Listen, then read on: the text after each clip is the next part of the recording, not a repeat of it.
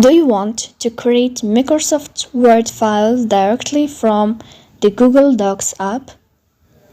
In this video, I will show you how to enable and create Word Docs files on Google Docs step by step, so you can easily work with Microsoft Word documents right from your phone. So let's go to see how it works. The first thing you have to do is to go to Docs or Google Docs app.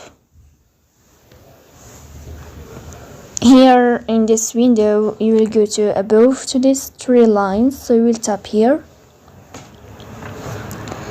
In this page, you will click on settings, so you will enter to settings, and after that, here in this page you will find document creation. So you'll find here also create Word files, show options for creating Word Docs files beside Google Docs files. So you will click here to enable this feature in easy way, as you see. So that's it. If you are enjoying watching this video, and if this video is helpful for you, don't forget to support us by like and subscribe. See you next time.